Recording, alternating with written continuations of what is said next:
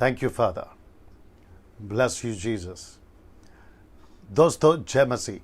फिर एक और बार बहुत खुशी के साथ, बहुत उत्साहित के साथ आज के 8वें दिन पर आप सभी के बीच में बड़ा ज़बरदस्त अद्भुत शिक्षा प्रकाशित वाक्य की पुस्तक की स्टडी के ऊपर आप सभी को सिखाते वक्त में बहुत खुश हूँ, बहुत उत्साहित हूँ। दोस्तों, आशा करता हूँ कि आप लोग भी खैरियत से होंगे। कल की शिक्षा आपने अद्भुत रीति से और उसके पहले की शिक्षा आपने अद्भुत रीति से अभी तक सीखी है, ऐसी आशा करते हुए आज के 8वें दिन को शुरू कर रहा हूँ। और कल यानी कि 9वां दिन संडे ये समाप्त हो जाएगा, पूरा 22वां अध्याय।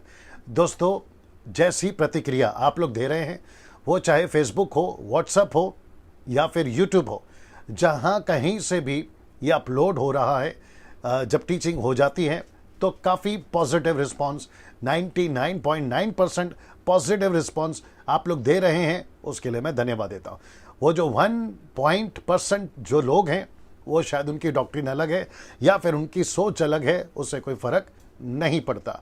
लेकिन साथ ही साथ एक और खुशी की बात आज ये हुई कि YouTube पर कम से कम 80,000 सब्सक्राइबर्स आज जो है पूरे हो चुके हैं, जिसके लिए मैं सिर्फ और सिर्फ परमेश्वर का धन्यवाद देता हूँ।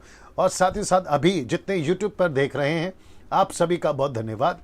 80,000 के जो सब्सक्राइबर्स हैं, एक तरफ खुशी है, लेकिन साथ ही साथ दूसरी तरफ मेरी जिम्मेदारी या रिस्पॉन्सिबिलिटी बढ़ जाती है। जो भी मुझे सब्सक्राइब किए हैं उन तक सही शिक्षा कॉन्टेक्स्ट के साथ में मसीह के साथ आपको जोड़ने की जिम्मेदारी मेरी और बढ़ जाती है। और मैं समझता हूं कि जब तक मैं जिंदा हूं और जब तक ये उपलब्ध है माध्यम, जिसको कहते हैं यूट्यूब का माध्यम से आपके बीच में बात करने वाली, मैं जब तक उपलब्ध हूं और ये जब तक सुविधाएं उपलब्ध है, मेरी कोशिश यही रहेगी आपको वचन के माध्यम से सही शिक्षा आप तक पहुंचा सकूं। यूट्यूब पर अगर जो अभी जुड़े हैं, आपने अभी तक सब्सक्राइब नहीं किया है, मैं रिक्वेस्ट करता हूं कर लीजिए, क्योंकि उसके पैसे नहीं लगते हैं।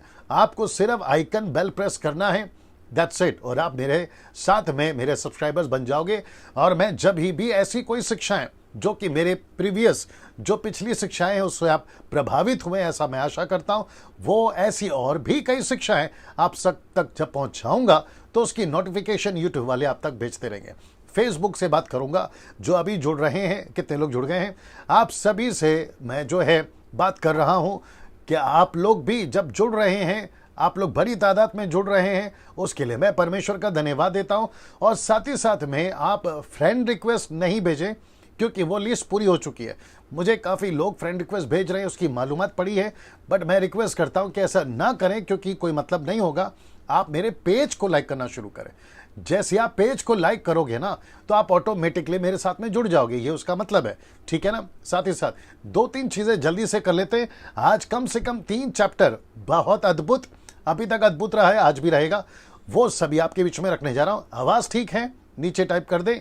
अभी तक जो दिखा रहा हूँ, जो आपके स्क्रीन पे दिख रहा होगा, वो ठीक से दिख रहा है, वो टाइप कर दें। साथ ही साथ में जो कमेंट्स बॉक्स पे आप लोग जो भी आते हैं, मैं रिक्वेस्ट करता हूँ कि उसको साफ रखें, उल्टा सीधा कोई भी कमेंट्स ना करें। कुछ लोग हैं जो कर रहे हैं, और जिसके चलते जो क्षमा करें, जो फेसबुक के जो भी अथॉरिटी पर्सन्स हैं या जो भी साइबर क्राइम के जो लोग हैं जो फेसबुक को ध्यान रखते हैं, उन्होंने मेरे पेज को थोड़ा सा ऑब्जर्व किया है कि कुछ लोगों ने नेगेटिव एक्टिविटीज़ मेरे पेज पर करी है, जिसकी मालूमात मुझे दी गई है, और जिसके चलते मुझे लगता है कि संडे तक ऐसी कुछ बातें हैं जिसको वो सुधार रहे हैं, और जिसके चलते मुझे मेरे पेज का जो पासवर्ड है वो चेंज करने के लिए कहा गया। तो मैं समझता हूं कि लूसीफर शैतान ऐसी एक्टिविटीज़ कर रहा है, उसने अपने अपने एजेंट छोड़ रखे, एजेंडा बोल रहा हूँ, एजेंट्स छोड़ रखे हैं जो गड़बड़ी कर रहे हैं। मैं समझता हूँ मसीहत आसान नहीं है, मसीह का काम भी आसान नहीं है, मैं इस बात को अच्छे से जानता हूँ ना। दोस्तों, आपको सिर्फ इतना करना है कि जब ऐसी कोई एक्टिविटीज़ मेरी तरफ से या मेरे पे से पता चलती है, आपको सावधान रहना है और आपको सतर्क रहना है ऐसी सभी चीज़ों से। जो लोग कमेंट्स करते हैं उनको रिप्लाई नहीं देना। जो मेरी टीम है, जो गुजरात से, एमपी से, मुंबई से जो लोग वहाँ बैठकर काम कर रहे हैं, वो उस चीज़ का ख्याल रखेंगे ना। दोस्तों, मैं यहाँ से शुरू करने पर हूँ। सबसे पहले 17वां अध्याय और 18वां अध्याय, इसको जब मैं रख रहा हूं आपके बीच में, क्योंकि यहां पे 2 महिलाओं का जिक्र है। जिसको नाम दिया गया है बाबिल, इंग्लिश में कहते हैं बेबीलोन। तो ये जो अध्याय है, मैं इसके ना तो बहुत डेप्थ में गया हूं, जिसको कहते हैं बहुत डीप नहीं गया, और ना ही बहुत ऊपर ऊपर गया हूं। हालांकि ये जो 2 चैप्टर्स हैं, इसके ऊपर बहुत कुछ बात कर सकते हैं। ओल्ड टेस्टमेंट से बहुत सारी बातें कर सकते हैं, इनके जो कंटेन हैं या फिर इसकी जो पास्ट भूमि है उसको लेकर बात कर सकते हैं, लेकिन वो सब नहीं रखा हूं क्योंकि 1.5 घंटे में मुझे दिक्कत हो जाती है 3 चैप्टर पे बात करना। और जैसे मैंने 7 दिन कहा था, 2 दिन मैंने और बढ़ा दिया, आज का 8वां दिन है और कल मुझे इसको समाप्त करना है। लेकिन साथ ही साथ याद रखिए, मैंने कहा था यूट्यूब पर मैं एक एक सब्जेक्ट के ऊपर बहुत ही डिटेल में बारीकी से जो है वीडियो बनाता रहूंगा, ये अलग विषय है। चलिए दोस्तों, यहां से शुरू कर रहा हूं। अगर आप लोग सब तैयार हैं, मैं यहां से शुरू कर रहा हूं। अभी कितने लोग जुड़ गए हैं? 594। ओके, तो कम से कम 600 के आसपास लोग जुड़ चुके हैं और मुझे लगता है कि अब यहां से मुझे शुरू हो जाना चाहिए। तो दोस्तों, यहां पे 17वां अध्याय, जी ये लगा लीजिए, ऑन कर लीजिए जी, 17वां अध्याय आपके बीच में रखने जा रहा हूं। दोस्तों, सबसे पहले मैं चाहता हूं कि आप ये देख लें, ये वाला लाइन जी आपको समझना बहुत जरूरी है, जो कि मैंने लिखा है कि सबसे पहले आपको जानना जरूरी है कि पूरे बाइबल में, जी दोस्तों, पूरे बाइबल में 3 तरह की कलीसिया है। कितनी? 3 तरह की। ये देख लीजिए ना, वहां पे दिख रहा है सब कुछ ठीक। वापस आता हूं कि आपको पूरे बाइबल में यह समझना या जानना, आपके जहन में, पास्टर्स आप देख रहे हैं तो आपको भी, और जितने बाइबल टीचर्स अगर जो देते हैं, जो शायद देख रहे होंगे, उनको भी समझना जरूरी है कि आपके पवित्र शास्त्र में टोटल 3 प्रकार की कलीसिया का जिक्र होता है। कौन सा है आपके बीच में रखने जा रहा हूं, लेकिन इसको सबसे ज्यादा खुलासा प्रकाशित वाक्य की पुस्तक में हमको देखने को मिलती है। तो प्रकाशित वाक्य की पहले अध्याय से 22वें अध्याय में यह बात दिखती है। कहां दिखती है? आपके बीच में रखने जा रहा हूं। 12वां अध्याय में एक कलीसिया दिखती है, इजराइली। फिर दूसरा दिखता है 17 और 18 में, जो कि जिसको कहा गया बाबिल या इंग्लिश में बेबीलोन। फिर तीसरा दिखता है 19वें अध्याय, 21वें अध्याय और 22वें अध्याय। मैंने 20वां अध्याय इसलिए नहीं लिखा है क्योंकि 20वें अध्याय पे एक लड़ाई है जहां 1000 वर्ष के लिए लूसीफर, इब्लीस को कैद किया गया, तो उसको मैंने नहीं काउंट किया क्योंकि 19, 21 और 22 में यीशु की दुल्हन, यीशु की कलीसिया का जिक्र दिखता है ना। इसको मैं थोड़ा सा और फिल्टर करके आपके बीच में रखने जा रहा हूं, इसके खुलासा। तो पहला है जिसको कहते हैं इजरायली कलीसिया, जो कि ओल्ड टेस्टमेंट से चलती आ रही है, जिसको हम यहूदी की कलीसिया भी बोल सकते हैं, ओल्ड टेस्टमेंट की कलीसिया बोल सकते हैं, मैसेनिक कलीसिया बोल सकते हैं, और साथ ही साथ में ये वो कलीसिया है जो लूसीफर, एंटी क्राइस्ट और फॉल्स टीचिंग के टाइम पे या फॉल्स प्रॉफिट के टाइम पे ये कलीसिया जिसको बहुत सताया जाएगा, ऐसे टाइम पे ये कलीसिया जो होगी, जिसको 1,44,000 भी चलाएंगे, जिसके बीच में 2 गवाह आएंगे। मैं आपको सब कुछ बता चुका। तो ये हो गया पहली कलीसिया। अब बात करते हैं दूसरी कलीसिया, ये है बाबिल या बेबीलोन। ये है वो कलीसिया जिसकी अभी 17 और 18 अध्याय में हम जिक्र करेंगे। लेकिन ये रहा तीसरा कलीसिया, जिसको कहते हैं यीशु की कलीसिया। यीशु की कलीसिया से मतलब है यीशु की दुल्हन। यीशु की कलीसिया मतलब यीशु की दुल्हन। तो पहला हुआ इजरायली कलीसिया, दूसरा हुआ बाबिल की कलीसिया, तीसरा हुआ यीशु की कलीसिया। इसका जिक्र आप लोग जो है अभी यहां पर देख सकते हैं। थोड़ा सा फास्ट कर लीजिए ना। दोस्तों, अब बात करते हैं प्रकाशित वाक्य 17वें अध्याय के या 17वें अध्याय पे, जो कि अब यहां से 17वां अध्याय शुरू होता है, फिर 18, फिर 19 ना। बहुत इंटरेस्टिंग है, साथ में बने रहें। और जो लोग लेट जुड़े हैं, शुरुआत की जो इंट्रोडक्शन है आपने नहीं सुनी, उसको आप लोग फिर से सुन लेना जब ये वीडियो अपलोड हो जाएगा तब ना। दोस्तों, यहां से शुरू करते हैं। अध्याय 17 और 18 में जो कलीसिया है वो एक ही है। मेरा कलीसिया से मतलब है बाबिल, मेरा मतलब है बेबीलोन, यानी कि जिसको हम लोग कह सकते हैं सिटी वुमेन, शहर की औरत। ये कौन है, इसका चर्चा क्या है, इसकी खुलासा क्या है? मैं वापस कहता हूं, बहुत डेप्थ में नहीं जा रहा हूं, जा सकता हूं, बहुत हल्के में भी नहीं जा रहा हूं। तो बिल्कुल जो बीच का बैलेंस होता है ना, वैसी स्टडी आपके लिए दे रहा हूं ना। 17, 18, 18वां जो अध्याय है उसमें जो औरत का जिक्र है, ये जो कलीसिया जिसको कहते हैं, मैं बताऊंगा कौन सी कलीसिया, अभी बता चुका हूं, वापस बताऊंगा, वो एक ही है। वापस कहता हूं, 17 और 18 का जो दृश्य है यूहन्ना ने देखा वो एक ही है ना। अब आप लोग सोच रहे होंगे पास्टर डैनियल फिर 17-18 का जिक्र क्यों है? बहुत ध्यान से सुनिए, ये जो 17-18 का जिक्र है ना, ये 16वीं सदी में आया। हाँ, आप नहीं समझे शायद, वापस समझाता हूं। क्योंकि 16वीं सदी में जब ट्रांसलेशंस बटने शुरू हो गए, इंग्लिश हो बाकी ट्रांसलेशंस हो जो 18th सेंचुरी में आई है भारत के लिए, लेकिन उसके पहले जो ओरिजिनल मैन्युस्क्रिप्ट जिसको कहते हैं जो पहली लिखाई थी ना, तो वहां पे चैप्टर वाइज नहीं होता था, वर्ड्स वाइज नहीं होता था। जैसे आज हमको निकालना है तो हम कहते हैं बुक, फिर हम कहते हैं चैप्टर, फिर हम कहते हैं वर्सेस। तो ऐसे जब ओरिजिनल मैन्युस्क्रिप्ट लिखा गया था तब ऐसा नहीं था। तो वो जो भी लिखते थे एक साथ लिखते थे। जैसे आज आप लोग लेटर लिखते हो तो एक साथ लिखते हो, मैसेज भेजते तो एक साथ लिखते हो, न्यूज़पेपर जब छपता है तो एक साथ छपता है, ठीक है ना। वैसे ही 17-18 का चक्कर आज 16वीं सदी के बाद से आया, उसके पहले नहीं था। तो इसको हम एक साथ देखेंगे जिसको यूहन्ना ने जिक्र किया है। होप यू अंडरस्टूड और आप समझ गए होंगे ना। इसको देखिए, बस 2 तरीके से ये कलीसिया जो है अलग अलग तरीके से काम कर रही है। ये देखते हैं वो 2 तरीका कौन सा है। सबसे पहला रिलीजियस तरीके से और दूसरा है कमर्शियल तरीके से। अब आप लोग समझ गए होंगे रिलीजियस तरीका, कमर्शियल तरीका, दोनों का अर्थ आप लोग समझ गए होंगे। ये है संसारिक, ये है आत्मिक। तो 17वां अध्याय की और 18वें अध्याय की जो औरत है जिसको वेश्या कहा गया है, प्रोस्टिट्यूट कहा गया है, वो जो कलीसिया जो कि सांसारिक तौर पे है, आपको याद होगा कि एक बकरा निकला था जिसके 2 सिंग थे।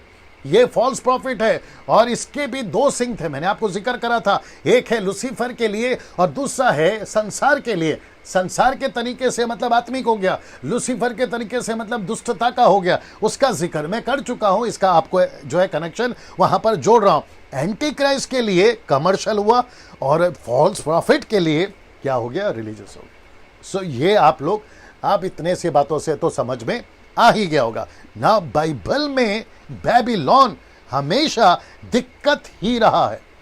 तो उत्पत्ति के 9वें अध्याय से फिर 10, फिर 11वां अध्याय, ऐसे करते करते एक ऐसे कैरेक्टर का नाम आता है जिसका नाम है निम्रोद। वो व्यक्ति, ऐसा लिखा है, शूरवीर था, ऐसा लिखा है बड़ा खिलाड़ी था, ऐसा लिखा है कि पराक्रमी था। उस वक्त में पूरे यूनिवर्स में, मतलब पूरी पृथ्वी पे अगर कोई स्ट्रांग व्यक्ति था तो वो था निम्रोद। और ऐसा लिखा है उसके बारे में, उत्पत्ति 9, 10, 11, अगर आप तीनों चैप्टर पढ़ोगे, ऐसा लिखा है उसके बारे में कि वो पृथ्वी पर परमेश्वर की नजर में लड़ाकू था।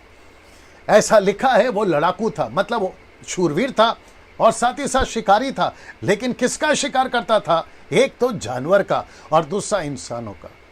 इसकी हिस्ट्री अगर आप जाओगे, जैसे मैं वापस कह रहा हूं, मैं बहुत डेप्थ में जा सकता था, नहीं गया। तो इसका मतलब है कि बेबीलोन बाइबल के टाइम से, उत्पत्ति से प्रकाशित वक्त के टाइम में ये हमेशा दिक्कत रहा है। कौन? बेबीलोन। दानियल से पूछोगे तो दिक्कत रहा है, ओल्ड टेस्टमेंट में पूछोगे तो दिक्कत रहा है।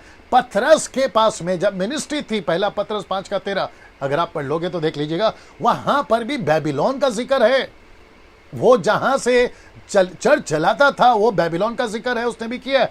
तो इसका मतलब है कि बेबीलोन जहां मूर्ति पूजा का केंद्र है, व्यभिचार का केंद्र है और उल्टे सीधे हरकतों का केंद्र है, जो आपके बीच में रख रहा हूं, मूर्ति पूजा हो या परमेश्वर के लोगों को भटकाने की बात हो। आपको ये टावर याद होगा जहां भाषाओं में गड़बड़ी करके परमेश्वर ने अलग अलग कर दिया। तो इसका मतलब है कि बेबीलोन बाइबल में हमेशा दिक्कत का कारण रहा है ना। 17 और 18 अध्याय का दर्शन जो यूहन्ना ने देखा, वो चर्च को वेश्या कहा उसने। ये देखिए जी, वापस आता हूं, वेश्या का इसका मतलब क्या है, इसको कुछ सेकंड रख रहा हूं जी।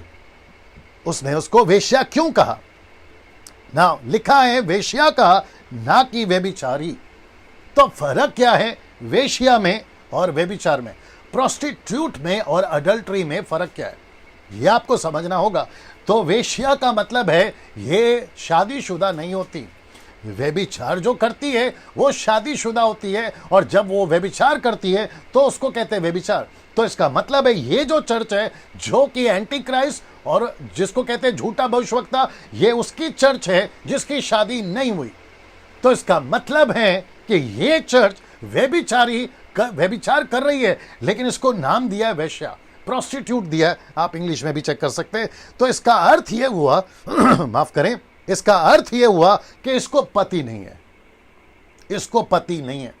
बहुत गहरी बात, बहुत लॉजिकल बात रख रहा हूं, थोड़ा सा समझने की बात है कि ऐसी कलीसिया शैतान की जिसको पति नहीं है, लेकिन यीशु की कलीसिया को, जिसको हम दुल्हन कहते हैं, उसको पति है, यानी कि यीशु मसीह। क्या अद्भुत बात है ना, इसको पति नहीं है और साथ ही साथ में मैंने लिखा कि जंगली है ये।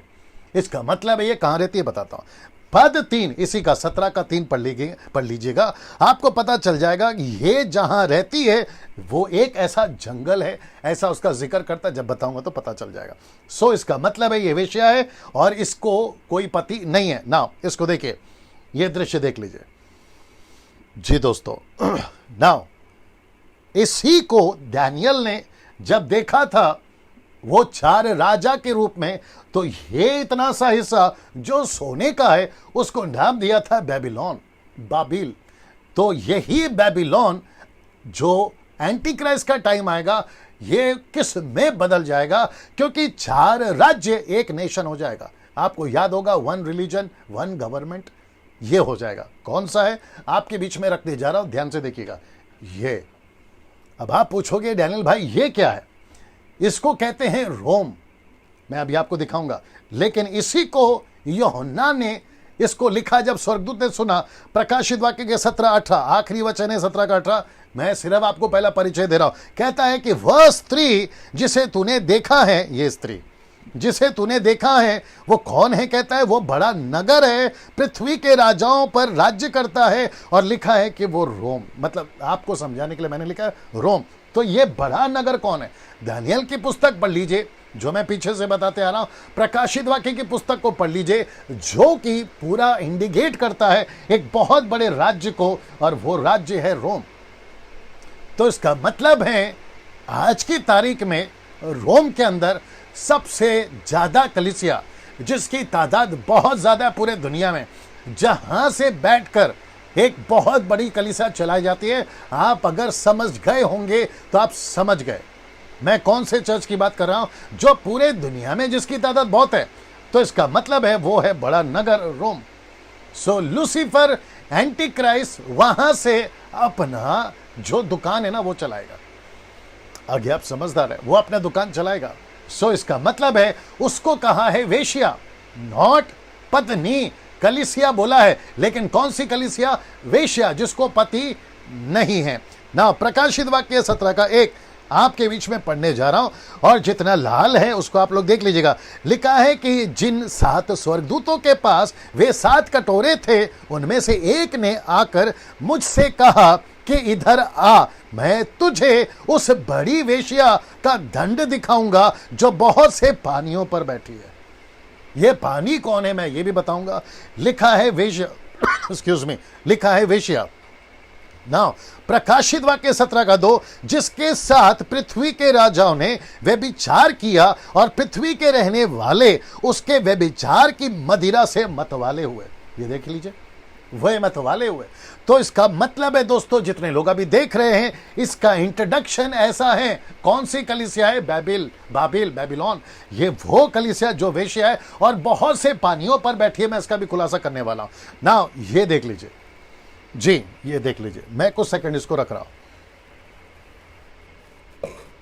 जी दोस्तों जी।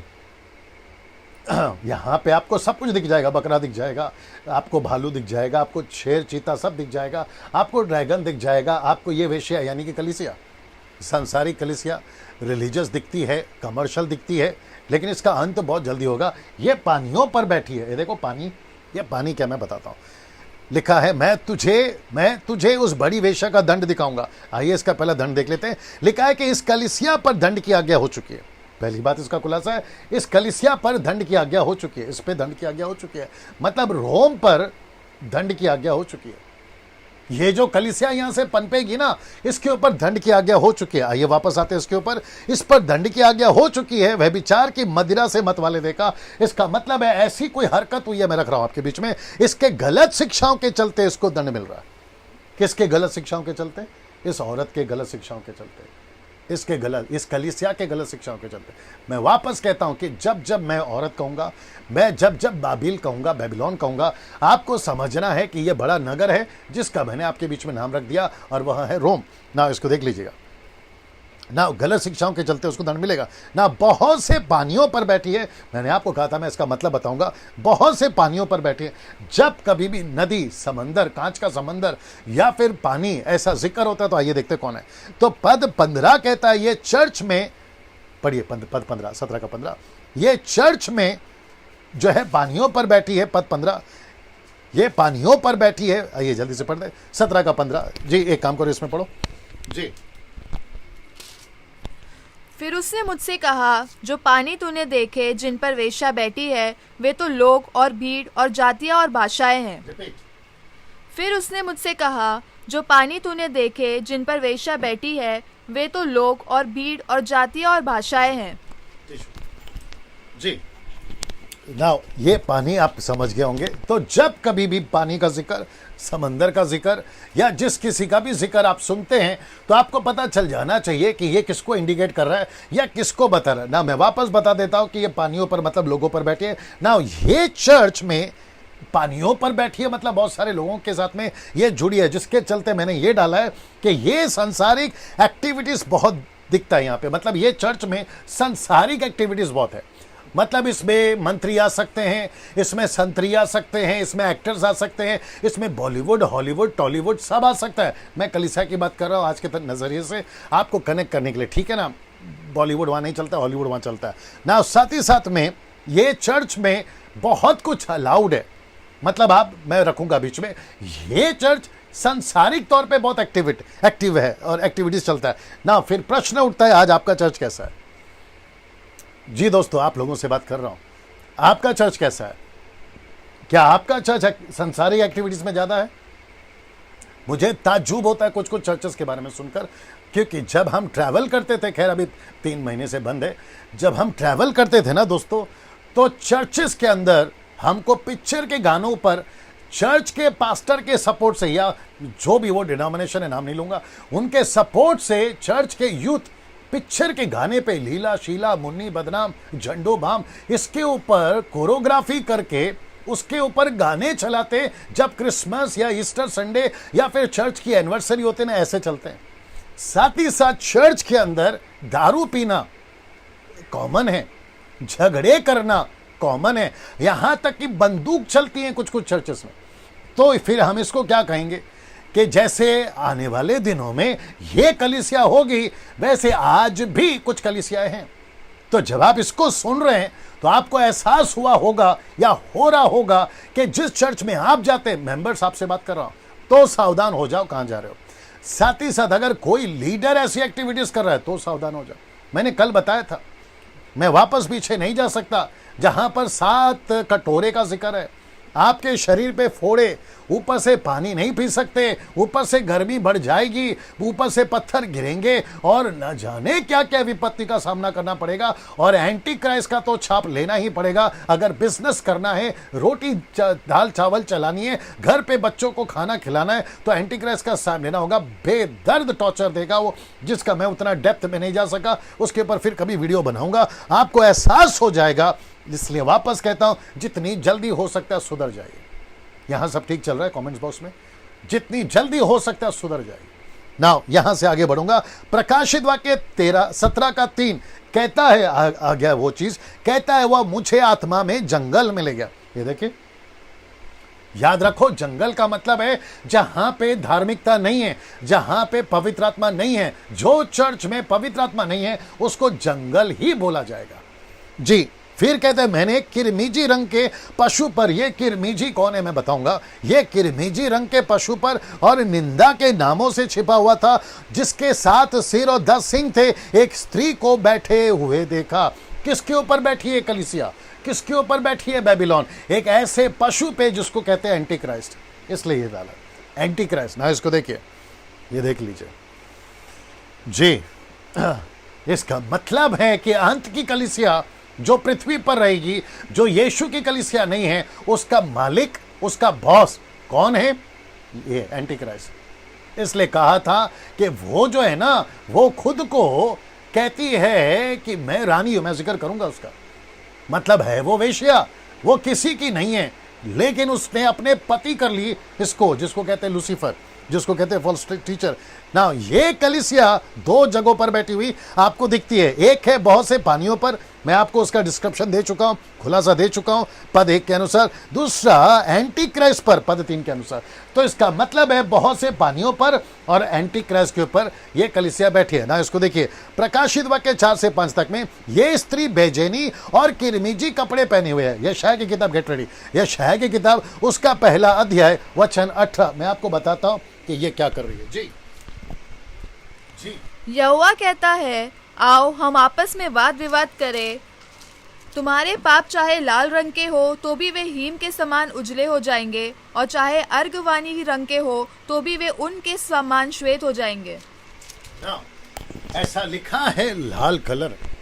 जी, आपके जो पाप है ना, तो इसका मतलब है ये जिस पे बैठी है ना, ये पाप को दर्शाता है, पाप को दर्शाता है ना। बड़े ध्यान से सुनेगा, लिखा है सोने और बहुमूल्य मणियों और मोतियों से सजी हुई थी, और उसके हाथ में एक सोने का कटोरा था, और घृणित वस्तुओं से और उसके व्यभिचार की अशुद्ध वस्तुओं से भरा हुआ था। अब इसको देखिए, उसके माथे पर यह नाम लिखा था भेद, ये देख लीजिए भेद, और लिखा है बड़ा बाबुल, पृथ्वी पर की वेश्याओं और घृणित वस्तुओं की माता। इसका मतलब है बड़ा बाबुल, पृथ्वी की वेश्याओं और घृणित वस्तुओं की माता। इसका मतलब है कि इसके अंदर भेद भी है, ये कलीसिया के अंदर। ऊपर से ये घृणित है, और जो वस्तु है जो घृणित है, जिसको कहा गया है, ये उसकी माता है ना। बड़े ध्यान से सुनिएगा, ये कलीसिया जो अंत के दिनों में आपको दिखेंगी, और जो अभी भी कुछ कुछ कलीसियाएं हैं, और जिसको बिल्कुल इससे मैच कर सकते हैं, मैं आपके बीच में रखने जा रहा हूं। अगर आप उस कलीसिया में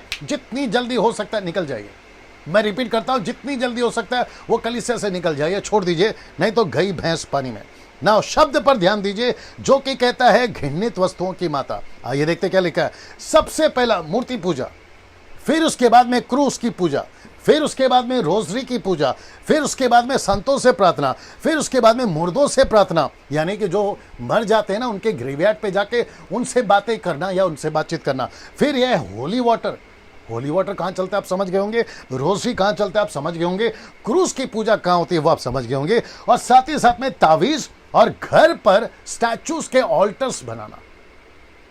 मैं कैथलिक से आता हूं, जब मैं कैथलिक था ये सब हरकतें करता था, ये सब हरकतें करता था, सब ठीक है वहां पे, ये सब हरकतें करता था। जी दोस्तों, तो इसका मतलब है क्रूस की पूजा नहीं होनी चाहिए। क्रूस की पूजा आप कैसे करते हैं? गले पे क्रूस लटकाना।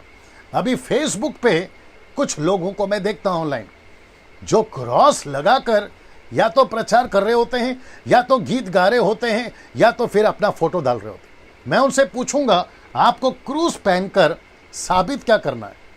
क्या आप ईसाई हैं? जबकि क्रूस पहनने वाला संसार की नजर में क्रिश्चियन है। मैं आपसे पूछूंगा, क्या आप क्रिश्चियन हो? अगर आप क्रिश्चियन हो क्रूस पहनकर, तो डिक्लेयर करो कि मेरा धर्म क्रिश्चियन है, ऐसा डिक्लेयर करो। पेपर पे सरकार के पास में, अपनी सोसाइटी में डिक्लेयर करो कि तुम क्रिश्चियन हो, लेकिन मेरी बाइबल देना, यही बाइबल देना। लेकिन जहां तक मुझे पता चला है कि इस पवित्र शास्त्र को पढ़ते वक्त में कहीं पर भी शब्द नहीं आया कि हम यीशु के फॉलोवर्स क्रिश्चियंस हैं। वी आर नॉट क्रिश्चियंस, हम क्रिश्चियन नहीं है दोस्तों। तो क्रूस पहन के आप साबित क्या करना चाहते हैं? और गले पे रोजरी लटकाकर और रोजरी को ऐसा जपकर आप साबित क्या करना चाहते हैं? ये सब जिसको मैंने अभी नाम दिया घृणित वस्तु, जिसमें भेद है, जिसमें शैतान का भेद है, जिसमें शैतान आपको फंसा रहा है, ये सारी चीजें अगर आप करते हैं। फिर लिखा है संतों से प्रार्थना, मतलब जो सफेद कपड़ा पहन के कुर्सी के उस तरफ बैठता है, आप जाकर उसको अपने सारे पाप बताते हो, फिर पता चलता है कि जो पाप तुम कर रहे थे अगले दिन वो शुरू हो गया। तो इसका मतलब है संतों से कुछ प्रार्थना करवाना या उनको कहना, ऐसा तो कोई बाइबल में है ही नहीं है, कहां से आ गया? और जिसका क्या कहते हैं बगावत, या जिसके ऊपर उसने एक्शन लिया था 16वीं सदी में, उसका नाम है मार्टिन लूथर। उसने बगावत करी, उसके साथ में जो किया इन लोगों ने वो बात अलग है, उसकी हिस्ट्री हमारे पास में है आज भी। ना ये सारी चीजें मैं आपके बीच में क्यों रख रहा हूं कि अभी भी कुछ ऐसी कलीसिया है और एंटी क्राइस्ट के टाइम पे तो इनकी तादाद बड़ी जोर पे चलेगी, पीक पे चलेगी, उनका रुबाब जबरदस्त होगा ना। वापस कहता हूं, ऐसा किसी भी चीज को, तावीज क्यों पहनते हो, ऑल्टर क्यों लगाते हो घर पे, यीशु की तस्वीर, मरियम की तस्वीर, संतों की तस्वीर नहीं लगाना है। मैं रिपीट करता हूं, नहीं लगाना है। ये गलत है, गलत है, गलत है। ये आपको समझना होगा ना। ये कलीसिया पूरी तरह से एंटी क्राइस्ट के कंट्रोल में चलेगी। ये देख रहे हो, मैं वापस कहता हूं कि बाबिल की कलीसिया एंटी क्राइस्ट के कंट्रोल में चलेगी। ये चर्च में सब कुछ अलाउड होगा। कौन से चर्च में? एंटी क्राइस्ट के चर्च में, फॉल्स प्रॉफिट के चर्च में सब कुछ अलाउड होगा। मैं आपको बताता हूं क्या क्या अलाउड होगा। इसमें सबसे ज्यादा आप पुरुष पुरुष से शादी कर सकते हैं, दूसरा औरत औरत से शादी कर सकती है।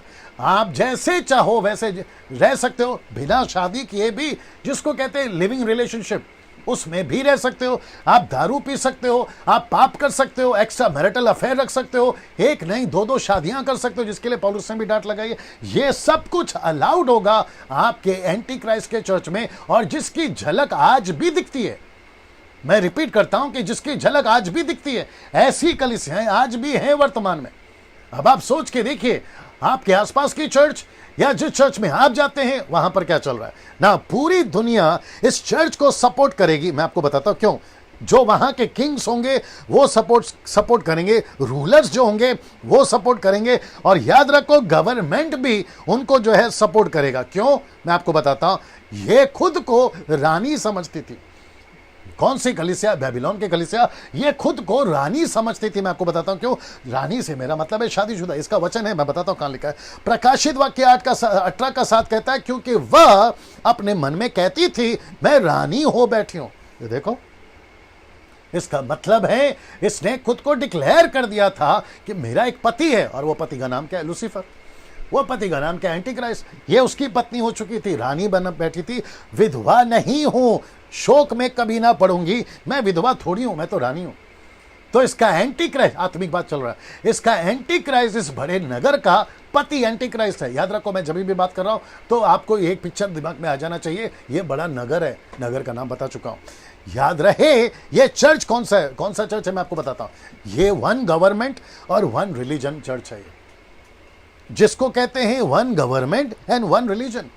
तो ये ऐसा पूरे विश्व में, मैं आपको बता चुका 13वें अध्याय में, आपका कोई भी रिलीजन हो, आप किसी भी धर्म से आते हो, उस वक्त में एंटी क्राइस्ट के टाइम पे, उस वक्त में न्यूज वाले डिक्लेयर कर देंगे अब कोई धर्म नहीं है पृथ्वी पे, एक ही धर्म है, और वह है one government and one religion. Economic भी वन हो जाएगा, एक हो जाएगा सबका।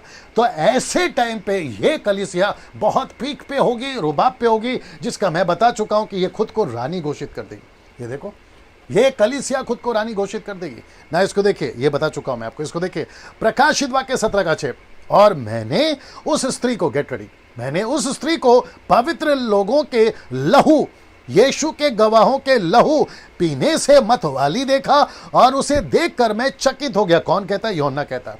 मैं पिक्चर दिखा रहा हूं आपको, ये देख लीजिए। ये आप देख रहे हैं जी जी। अब ये किसका लहू पी रही है? ये किसका लहू पी रही है? पवित्र लोगों का, यानी मूसा के टाइम की बात हो रही है, यानी कि यहूदी इजरायली 1,44,000 के टाइम की मिनिस्ट्री, और साथ ही साथ यीशु के गवाहों के लहू, यानी कि अन्य जाति की कलीसिया, यानी कि आप और मैं। तो ये उसका लहू पीते हुए वचन इसको बारे में बताता है। कुछ चीजें आपके बीच में रख रहा हूं। पद 7 से 18 स्वर्गदूत इन सब का खुलासा दे रहा है। प्रकाशित वाक्य 17वें अध्याय का ना, वचन 17, क्षमा करें, अध्याय 17, 16 के बाद से अध्याय 17, अध्याय 18, फिर उसके बाद 19, आज बात करूंगा, फिर बचा 21, 20, 21, 22, टोटल 6 चैप्टर्स। ये खुद ही खुलासा है। मुझे इन कम से कम 6 चैप्टरों पे ज्यादा जो है संघर्ष नहीं करना पड़ा। ये खुद ही बात कर रहा है कि कौन क्या क्या है, इनके कैरेक्टर्स क्या क्या है। तो यहां से मेरी लड़की पढ़ेगी, आप लोग बड़े ध्यान से सुनिएगा, ये कैरेक्टर्स क्या हैं। आइए सुनते हैं जी। तब उस स्वर्गदूत ने मुझसे कहा, तू क्यों चकित हुआ? मैं स्त्री और उस पशु का जिस पर वह सवार है और जिसके 7 सिर और 10 सींग है तुझे भेद बताता हूँ। जो पशु तूने देखा है वह पहले तो था पर अब नहीं है, और अतः कुंड से निकलकर विनाश में पड़ेगा। और पृथ्वी के रहने वाले जिनके नाम जगत की उत्पत्ति के समय से जीवन की पुस्तक में लिखे नहीं गए, इस पशु की यह दशा देखकर कि पहले था और अब नहीं है और फिर आ जाएगा, अचंभा करेंगे। उस बुद्धि के लिए जिसमें ज्ञान है यही अवसर है। वे सातों सिर 7 पहाड़ है जिन पर वह स्त्री बैठी है। वे 7 राजा भी है, 5 तो हो चुके हैं और एक अभी है और एक अब तक आया नहीं, और जब आएगा तो कुछ समय तक उसका रहना भी अवश्य है। जो पशु पहले था और अब नहीं है वह आप 8वां है और उन 7 में से उत्पन्न हुआ और विनाश में पड़ेगा। जो 10 सिंह तूने देखे वे 10 राजा है जिन्होंने अब तक राज्य नहीं पाया, पर उस पशु के साथ घड़ी भर के लिए राजाओं का सा अधिकार पाएंगे। ये सब एक मन होंगे और वे अपनी अपनी सामर्थ और अधिकार उस पशु को देंगे। वे मेमने से लड़ेंगे और मेमना उन पर जय पाएगा, क्योंकि वह प्रभुओं का प्रभु और राजाओं का राजा है। और जो बुलाए हुए और चुने हुए और विश्वासी है वे उसके साथ है, वे भी जय पाएंगे। फिर उसने मुझसे कहा, जो पानी तूने देखे जिन पर वेश्या बैठी है वे तो लोग और भीड़ और जातियाँ और भाषाएं हैं। जो 10 सिंह तूने देखे वे और पशु और वेश्या से बैर रखेंगे और उसे लाचार और नंगी कर देंगे और उसका मांस खा जाएंगे और उसे आग में जला देंगे, क्योंकि परमेश्वर उनके मन में यह डालेगा कि वे उसकी मनसा पूरी करे। और जब तक परमेश्वर के वचन पूरे न हो ले तब तक एक मन होकर अपना अपना राज्य पशु को दे दे। वह स्त्री जिसे तूने देखा है वह बड़ा नगर है जो पृथ्वी के राजाओं पर राज्य करता है। ओके नाउ दोस्तों, दानियल की पुस्तक में इसका जिक्र है। दानियल का 2रा अध्याय, दानियल का 7वां अध्याय व दानियल का 8वां अध्याय। ना इसमें इसका जिक्र है इस औरत का, एंटीक्राइस्ट के राज्य का, जो कि बताता है 70 weeks, half of the 70 weeks and 70 weeks, जो कि प्रकाशित वाक्य में बताता है 7 साल का राज्य। तो इसका मतलब है कि बेबीलोन की ये कलीसिया 7 साल के समाप्ति में एक ऐसा यू टर्न मारेगी या एंटीक्राइस्ट मारेगा, जो कि आपने पढ़ा कि पशु उसको नंगा कर देगा, पशु उसको उजागर कर देगा। इसका मतलब है पशु 3.5 साल के पीस पीरियड के बाद में जैसे ही वो क्रूर शासन में आ जाएगा, कलीसिया को सताना शुरू करेगा, उस टाइम पे वो खुद को घोषित करेगा कि मैं परमेश्वर हूँ। तो ये 7 टाइम के, क्षमा करें, 7वें दिन के आखिरी दिनों की ये घटना है जिसको यूहन्ना देख रहा है। और साथ ही साथ ये बड़ा बाबिल यानी कि कलीसिया, जिसका जिक्र अभी 18 पे मैं डालूंगा, वो गिर जाएगी या उसको खत्म कर दिया जाएगा। और एंटी क्राइस्ट जो है, झूठा जो भविष्यवक्ता है, वो डिक्लेयर कर देगा कि अभी हम सब कुछ हैं, हमें किसी की जरूरत नहीं है। इसकी और भी डेप्थ में जा सकता था, लेकिन वक्त को ध्यान में रखना होगा ना। अब बात करते हैं प्रकाशित वाक्य 18वां अध्याय की। मैं वापस कहता हूं कि 17-18 का चक्कर नहीं है, आपको एक साथ देखना होगा। यह आपको मैंने पहले ही समझा दिया ना। बात करते हैं पद 1 से लेकर 3 तक में। यहां बेबीलोन गिर पड़ा उसकी घोषणा करता है। आइए सुनते हैं प्रकाशित वाक्य सलोमी, प्रकाशित वाक्य 18 का 1 से 3 तक जी। इसके बाद मैंने एक स्वर्गदूत को स्वर्ग से उतरते देखा, जिसे बड़ा अधिकार प्राप्त था, और पृथ्वी उसके तेज से चमक उठी। उसने ऊंचे शब्द से पुकार कर कहा, गिर गया, बड़ा बेबीलोन गिर गया है, वह दुष्टात्माओं का निवास और हर एक अशुद्ध आत्मा का अड्डा और हर एक अशुद्ध और घृणित पक्षी का अड्डा हो गया, क्योंकि उसके व्यभिचार की भयानक मदिरा के कारण सब जातियां गिर गई है, और पृथ्वी के राजाओं ने इसके साथ व्यभिचार किया है, और पृथ्वी के व्यापारी उसके सुख विलास की बहुतायत के कारण धनवान हुए हैं। ना दोस्तों, आपको मैं अभी बता देता हूं कि इसका जो जिक्र है 18वें अध्याय का, डायरेक्ट स्टार्ट होता है गिर पड़ा, बड़ा बाबुल गिर पड़ा। मतलब जो संसारिक कलीसिया है, कमर्शियल चर्च है, रिलीजियस चर्च है, जिसको सपोर्ट मिला था एंटी क्राइस्ट का, वो गिर पड़ा है। और ये वही कलीसिया है जिसका स्मरण परमेश्वर के पास में पहुंचा है ना। इसको देखिए, पद 4 से 8 तक में ये बताता है, यहाँ 2 बातें हैं। एक, इनके बीच में से निकलो। किसके बीच में से? ऐसी कलीसिया के बीच में से, वहां के लोगों को कहता है, जिसको मैं कनेक्ट करूंगा आज के लोगों से भी। और दूसरा कहता है उसको बदला दो। मतलब उस वक्त में जो कलीसिया होगी 1,44,000, या उस वक्त में जो कन्वर्ट हुए होंगे, जिसका जिक्र मैं करते आ रहा, उन सबको कह रहा है कि इनको बदला दो। और साथ ही साथ ऊपर जो पवित्र लोग हैं वो भी कह रहे हैं कि इनको बदला दो। किसको? ऐसी कलीसिया को जिसने बिगाड़ा है। ये आज भी है, मैं कनेक्ट करने जा रहा हूं, लेकिन पहला वचन सुन लेते हैं, पद 4 से 8 तक सुनते हैं जी। फिर मैंने स्वर से एक और शब्द सुना हे मेरे लोगों, उसमें से निकल आओ कि तुम उसके पापों में भागी न हो और उसकी विपत्तियों में से कोई तुम पर आ न पड़े, क्योंकि उसके पापों का ढेर स्वर्ग तक पहुंच गया है और उसके अधर्म परमेश्वर का स्मरण आए है। जैसा उसने तुम्हें दिया है वैसा ही उसको दो और उसके कामों के अनुसार उसे 2 गुना बदला दो। जिस कटोरे में उसने भर दिया था उसी में उसके लिए 2 गुना भर दो। जितनी उसने अपनी बड़ाई की और सुख विलास किया उतनी उसको पीड़ा और शोक दो, क्योंकि वह अपने मन में कहती है, मैं रानी हो बैठी हूँ, विधवा नहीं और शोक में कभी न पड़ूंगी। इस कारण एक ही दिन में उस पर विपत्तियां आ पड़ेगी, अर्थात मृत्यु और शोक और अकाल, और वह आग में भस्म कर दी जाएगी, क्योंकि उसका न्याय प्रभु परमेश्वर शक्तिमान है। ओके नाउ दोस्तों, यहाँ पे 2 चीज सीखेंगे। एक है उनके बीच में से निकलो और दूसरा है उसको बदला दो। और याद रखो, जब आप सुन रहे थे, लड़की पढ़ रही थी, परमेश्वर के पास में इसकी कंप्लेंट पहुंची है। परमेश्वर ने इसको ध्यान में रख लिया था और आज भी ऐसी बहुत सारी कलीसियाएं हैं जिसको परमेश्वर अपने ध्यान में रख रहा है। मैं वापस कहता हूं, नाम तो मैं नहीं ले रहा हूं, अगर ले भी रहा हूं तो उसके पीछे मकसद अलग होता है। आप जो भी चर्च की कलीसिया हो, आपका डिनोमिनेशन जैसा भी हो, अगर ठीक है तो ठीक है, अगर उल्टा सीधा हरकत करोगे तो परमेश्वर के नजर में आ जाएगा। मैं पास्टरों से बात कर रहा हूं, सेवकों से बात कर रहा हूं, वर्शिपरों से बात कर रहा हूं। Church, my goodness, get ready now, church आपके बाप की जागीर नहीं है, ये चर्च यीशु की है। तो चर्च में मनमानी करना बंद करिए। जैसा चलाने को कहा है ना, वैसा ही कलीसिया चलाओ, अपने मर्जी से नहीं, अपनी मस्ती के लिए नहीं और अपनी मनमानी के लिए नहीं। यीशु के तरीके से चलना चाहिए, जिसका जिक्र यीशु पौलुस पतरस कर चुका है अपने वचनों के अंदर ना। मैं इतना सख्त इसलिए होता हूं क्योंकि मैं मास्टर ट्रेनर हूं ग्रेट कमीशन का। मैं बहुत सारे पास्टरों को तैयार कर चुका हूं बीते कुछ 5-6 सालों में, 30 से 35 हजार पास्टर्स एंड लीडर्स को 26 साल के मिनिस्ट्री में। मैं साथ ही साथ देख चुका हूं कौन कैसा है। उन सभी एक्सपीरियंस से मैं बात कर रहा हूं। आपको समझना बहुत ज़रूरी है कि हम लोग बहुत कठिन और बहुत ही विकट परिस्थिति में जी रहे हैं, जहां पे वार्न करना, चेतावनी देना बहुत जरूरी है। इसलिए बार बार कहते रहता हूं ना। सबसे पहला है कि उनके बीच में से निकलो, दूसरा कहता है कि उनका बदला दो। आइए उसको जल्दी से देख लेते हैं। तो सबसे पहले यशायाह की किताब उसका 48 का 20, the book of Isaiah chapter 48 and verse 20, फिर उसके बाद में 52 का 11। आइए सुनते हैं जी। बेबीलोन में से निकल आओ, कसदियों के बीच में से भाग जाओ, जय जयकार करते हुए इस बात का प्रचार करके सुनाओ, पृथ्वी की छोर तक इसकी चर्चा फैलाओ। कहते जाओ, यहोवा ने अपने दास याकूब को छुड़ा लिया है। 52 का 11 जी। दूर हो, दूर, वहां से निकल जाओ, कोई अशुद्ध वस्तु मत छुओ, उसके बीच से निकल जाओ। हे यहोवा के पात्रों को धोने वालों, अपने को शुद्ध करो जी।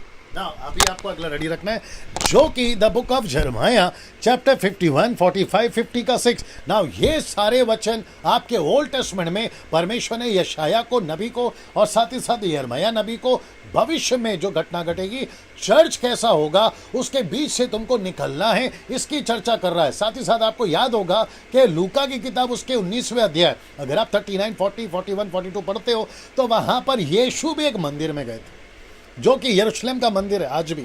वहां जाकर उन्होंने क्या किया, वहां जितने भी गलत काम कर रहे थे सबको मार के भगाया कि नहीं भगाया। वैसे ही आज अपनी कलीसिया पर भी यीशु का नजर है और यीशु कहता है अपने लोगों के उनमें से निकलो। अब मुझे आपको ये बताने दीजिए, जैसे आप लोग तैयार होंगे आगे पढ़ने के लिए, आज आप कौन से चर्च में, आप कौन से हालात में, आप किसकी संगति कर रहे हैं। वचन कहता है उनके बीच में से निकलो।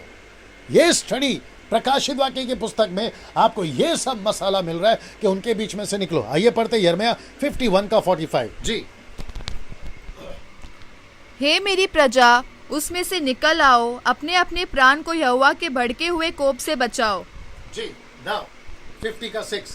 नाउ साथ ही साथ दोस्तों, ये आपने अभी पढ़ लिया। 50 का 6 भी आइए हम लोग सुनते हैं, वहां पर भी क्या लिखा है। जितने वचन मैंने रखे ये सब बताते हैं, उनमें से निकलो, उनमें से निकलो। नाउ इसको सुनते हैं जी। मेरी प्रजा खोई हुई भेड़े है, उनके चरवाहों ने उनको भटका दिया और पहाड़ों पर भटकाया है। वे पहाड़ पहाड़ और पहाड़ी पहाड़ी घूमते घूमते अपने बैठने के स्थान को भूल गई है जी। दोस्तों आपने अभी सुना, किसने उनको भटकाया? चरवाओं ने, ऐसे लीडर्स ने, आज भी हैं ऐसे लीडर्स। मैं बता रहा हूँ ना, 2 Corinthians 6:17, द 2 Corinthians chapter 6:17, आइए उसको भी सुनते हैं क्या कहता है। जी जी, इसलिए प्रभु कहता है, उनके बीच में से निकलो और अलग रहो और अशुद्ध वस्तुओं को मत छुओ, तो मैं तुम्हें ग्रहण करूंगा। ना ऐसा नहीं लगता है दोस्तों, यहाँ पे रिपीट टेलीकास्ट हो रहा है। मतलब जो कुछ यहाँ लिखा है वही वचन परमेश्वर ने अपने दास पौलुस को भी बताया कुरिन्थियों की कलीसिया के लिए कि उनके बीच में से निकलो, अशुद्ध वस्तुओं को मत छुओ। ये लिखा है, इसका जिक्र पौलुस खुद कर रहा है ना। ये जो वचन है 1 Corinthians 5:9, आइए इसको देखते हैं। पौलुस खूब डांट लगा रहा है, मैं जब तक नहीं बोलूंगा पढ़ते रहना। जी जी, 1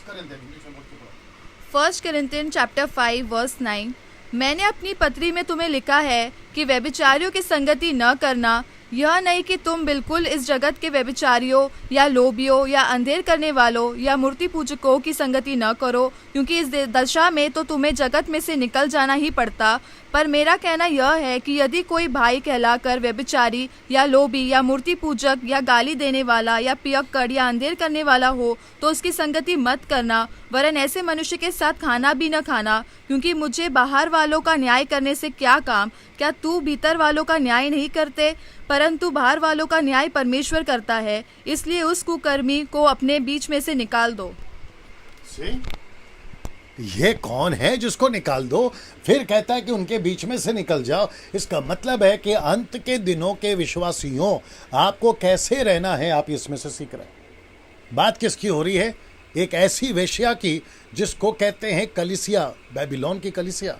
आज भी ऐसी कुछ हरकतें हो रही है उनके चर्चों में। आज की बात कर रहा हूँ, उनके चर्चों में फिल्में देखना, वर्ल्डली थिंग्स, मतलब सांसारिक बातें उनके चर्चों में बहुत हैं।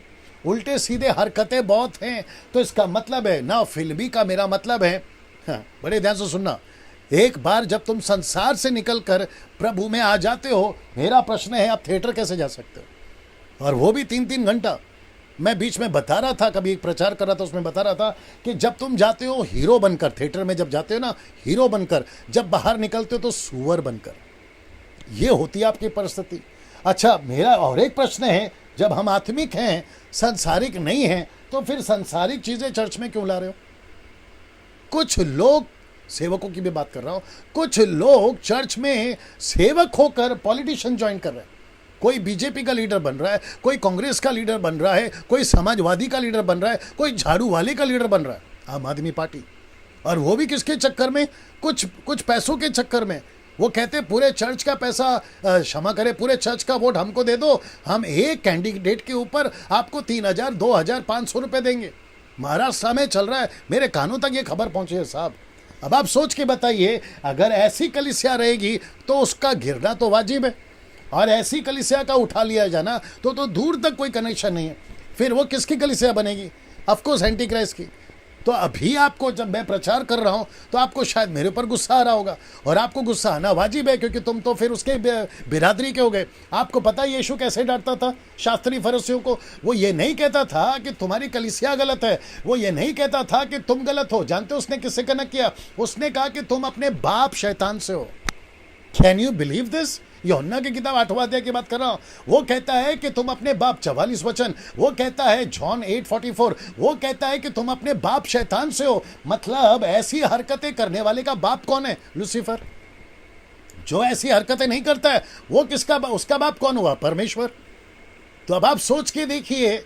अच्छा, कुछ लोग बोलते हैं डैनियल भाई आप इतना सख्त बात क्यों करते हैं, आप इतना कठोर शब्दों का इस्तेमाल क्यों करते हैं, आप इतना खुलकर बात क्यों करते हैं? यार तुम हरकतें खुलकर कर रहे हो, मैं बात तक नहीं करूं। और फिर कुछ लोग बोलते हैं इसमें आपका क्या प्रॉब्लम है? आपका नहीं, बाप का। यह आपको समझना बहुत जरूरी है। मैं ये सारे टॉपिक पे इसलिए बात करता हूं क्योंकि आंखों देखा कानों सुना देख कर आ रहा हूं, उसके लिए बता रहा हूं। वो चाहे कोई भी सिटी हो, वो चाहे कोई भी कंट्री हो, मैं सबकी बात कर रहा हूं। तो आपको बहुत सावधान रहना है। ऐसी सारी हरकतों से चर्च के अंदर नहीं चलनी चाहिए। ये आपके बीच में रख रहा हूं ना। पद 9 से 19 तक में यहां जिन्होंने बाबिल पर भरोसा रखकर परमेश्वर को त्यागा था वो सब छाती पीटेंगे। मतलब जैसे अभी मैं प्रचार कर रहा था ना, अरे डैनियल भाई हमको तुम्हारा नहीं सुनना है, मत सुनो, फिर छाती पीटोगे। अरे हमको तुम्हारा प्रचार पसंद नहीं है, मत सुनो, हमको जो है उस दिन तुम फिर छाती पीटोगे। अच्छा, एक और चीज़ कनेक्ट कर देता हूं, अभी ये बीच में आया इसलिए बोल रहा हूँ। हालांकि मेरी कोई बड़ाई नहीं है और मेरा इसमें कोई हाथ नहीं है। मुझे पता चला है कि फेसबुक के ऊपर कुछ 50-60 दिनों से काफ़ी बाहर सी आ गई है सेवकों की, प्रचारकों की, वर्शिपर्स की, म्यूजिशियंस की फेसबुक पर लाइव आने की। हाँ, मैं क्यों बोल रहा हूं मुझे नहीं पता, आपको कनेक्ट कर रहा हूं बस ये बात बोलकर। ऐसा लगता है कि बाहर से आ गई, जिसको देखो उठे सुटे फेसबुक पर आता है और प्रचार करना शुरू करता है, गीत गाना शुरू करता है, क्या बजाना शुरू करता है। अच्छा, दिक्कत यहाँ है कि उनको देखने वाले या तो 5-6 होते हैं या तो 10-20 होते हैं, उसके ऊपर होते नहीं हैं और घंटों गाते रहते हैं, घंटों बोलते रहते हैं। अब मुझे नहीं समझ में आता, जब मैं ऐसा प्रचार करता हूं तो मुझे लोग बोलते हैं कि डैनियल भाई ऐसे प्रचार करोगे तो आपको पसंद कौन करेगा। तो फिर मेरे मन में अभी प्रश्न उठ रहा है, फिर ये इतने सारे लोग मुझे देख कैसे रहे, जिनकी तादाद 700, 800, 900, 1K, 2K, 3K, माफ करिए 2K तो नहीं गया, लेकिन 1300, 1200 ऐसे लोग देख रहे हैं। अगर मैं इतना गलत हूं तो फिर मुझे क्यों देख रहे हैं, और आप लोग इतने अच्छे हैं तो फिर 5, 6, 7, 8 की और 20-25 में तुम्हारी खेल क्यों सिमट जाती है भाई। तो वापस कहता हूं, यहां बात डैनियल राज की है ही नहीं, यहां बात है सच्चे वचन की, यहां बात है सच्ची शिक्षा की, यहां बात है सही कॉन्टेक्स्ट की। मैं वो प्रचार कर रहा हूं और मुझे कोई शौक नहीं है, मैं तो आपको पहले ही बता चुका हूं ना, तो मैं पैसे कमा रहा हूं ना मैं आप लोगों से पैसे मांग रहा हूं। यूट्यूब पे आज 80,000 सब्सक्राइबर्स हो गए। अगर मैं उसको कनेक्ट करूं यूट्यूब के जहां से पैसे आते, मैं घर बैठे लाखों रुपए कमा लूंगा हर महीने, जो कि लोग कमा रहे हैं। लेकिन मुफ्त में दिया है, मुफ्त में मिला है, मुफ्त में दो, ये प्रभु का कॉन्सेप्ट है, उसको लेके चल रहा हूं। तो इसका मतलब है, अगर आप इतने सच्चे हैं, जो कि मुझे कहते हो, कभी कभी कुछ लोग कहते हैं उल्टे सीधे लोग, बोले अरे डैनियल भाई फॉल्स टीचर है, अरे उनका गलत है ऐसा। अरे तो फिर तुमने क्या तीर मार लिया? जब तुम आते हो फेसबुक पे, जब तुम चालू करते हो अपने दुकान, तो तुमको कितने लोग देख रहे होते ये बता दीजिए फिर, वो चाहे यूट्यूब हो, फेसबुक हो। अब यहां वापस कह रहा हूं, यहां बात मेरी बड़ाई की नहीं है, यहां पर मैं अपनी बूस्ट नहीं कर रहा हूं, अपनी घमंड नहीं कर रहा हूं। मेरा प्रश्न है, ऐसा अगर नहीं करोगे, बातों को नहीं सुनोगे जो मैं अभी बात कर रहा हूं, तो छाती पीटोगे। मैं इसको यहां कनेक्ट कर रहा हूं। आगे आप समझदार हैं, बाकी प्रभु की मर्जी, ना इसको पढ़ना पड़ेगा ना। वचन 9 से 19 तक में, आइए उसको सुनते हैं जी। वहां सब ठीक है। पृथ्वी के राजा जिन्होंने उसके साथ व्यभिचार और सुख विलास किया, जब उसके जलने का धुआं देखेंगे तो उसके लिए रोएंगे और छाती पीटेंगे। उसकी पीड़ा के डर के मारे वे बड़ी दूर खड़े होकर कहेंगे, हे बड़े नगर बेबीलोन, हे दृढ़ नगर, हाय हाय, घड़ी भर में ही तुझे दंड मिल गया। पृथ्वी के व्यापारी उसके लिए रोएंगे और कल्पेंगे, क्योंकि अब कोई उनका मोल न लेना, अर्थात सोना, चांदी, रत्न, मोती और मलमल और बैंगनी, रेशमी और लाल रंग के कपड़े और हर प्रकार की सुगंधित काठ और हाथी दांत के हर प्रकार की वस्तुएं और बहुमूल्य काठ और पीतल और लोहे और संगमरमर की सब भांति की वस्तुएं और दालचीनी, मसाले, धूप, इत्र, लोबान, मदिरा, तेल, मैदा, गेहूं, गाय, बैल, भेड़, बकरियां।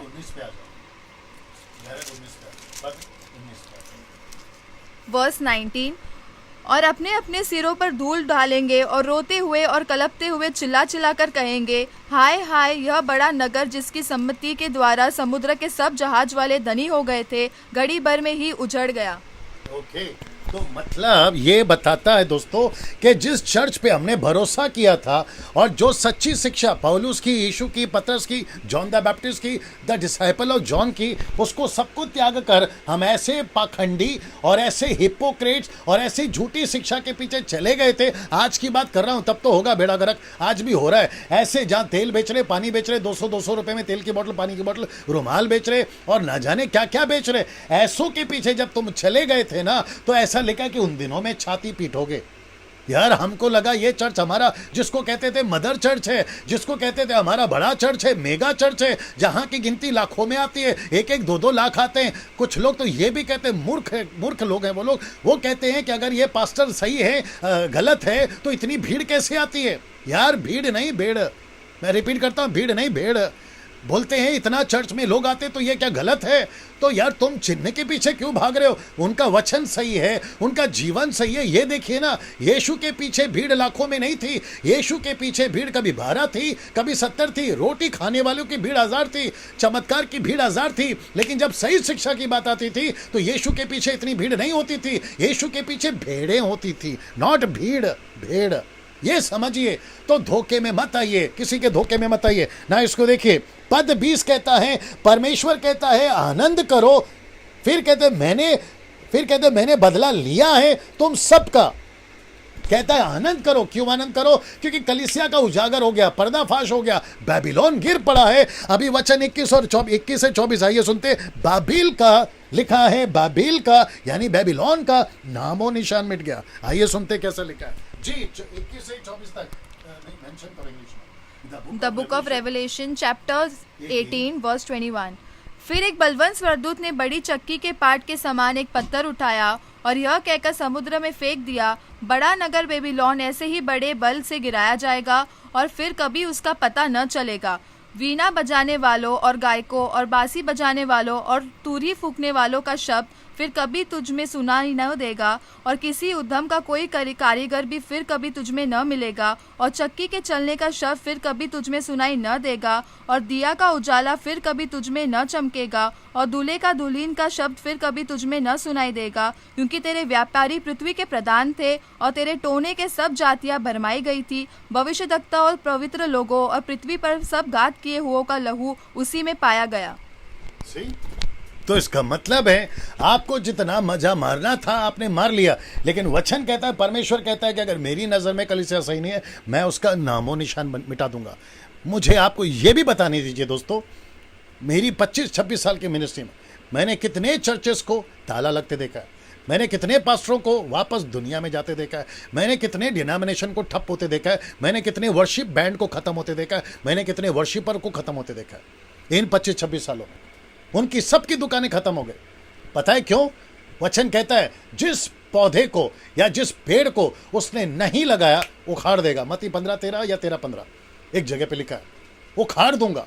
इसका मतलब क्या है? जो मिनिस्ट्री, पंजाब वालों तुम भी सुनो, गुजरात वालों तुम भी सुनो, महाराष्ट्र वालों तुम भी सुनो, साउथ वालों तुम भी सुनो, नॉर्थ वाले तुम भी सुनो, अमेरिकन, अफ्रीकन, जापानीज कंट्री तुम भी सुनो, जो वहां पर अपनी आत्मा बेचकर यहां पर आकर सेविकाएं करते हो ना, ये सारे लोग तुम भी सुनो। परमेश्वर कहता है अगर नहीं सुधरे तुम्हारा नाम और निशान मिटा दूंगा। कौन सी कलीसिया टिकेगी? मैं अभी 19वें आ रहा हूं, 19वें पद पे आ रहा हूं, 19वें अध्याय पे, माफ करिए, मैं उस पर आ रहा हूं और यह आखिरी है आज का। फिर कल 20, 21, 22 मैं समाप्त करूंगा ना। लिखता है नामो निशान मिटा दूंगा। मैं वापस कहता हूं ये टीचिंग में, जो कि अभी तक 3 लाख लोग, जब से स्टार्ट किया है अभी तक 3 लाख लोग फेसबुक, यूट्यूब, व्हाट्सएप के माध्यम से, और भी ना जाने कितने लोगों ने देखा होगा, लेकिन मुझे जो डेटा मिला है 3 लाख लोग अभी तक इसको टीचिंग को सुन चुके हैं। और वो सभी का फीडबैक, तकरीबन लोगों का फीडबैक मेरे पास पहुंच रहा है कई तरीके के माध्यम से ना। दोस्तों मैं इस वक्त में जाना चाहता हूं प्रकाशित वाक्य के 19वें अध्याय में। आधा घंटा मेरे पास में, वहां सब ठीक चल रहा है कमेंट बॉक्स पे ना। पद 1 से लेकर पद 9 तक 2 बातें हैं यहां पर।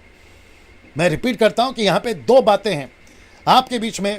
पहला मैं रखने जा रहा हूं ना, पद 1 से 5 तक में इसको 2 टुकड़ा किया हूं, इसलिए लिखा है 2 बातें। तो इसको सबसे पहला एक हिस्सा करते हैं, पहला वाला पद 1 से लेकर 5 तक में। यहां लिखा है कि बाबिल वेश्या यानी कि बेबीलोन वेश्या का अंत और स्वर्ग में इस बात की खुशी मनाना। आइए सुनते 1 से 5 तक जी, 1 से 5 तक फास्ट।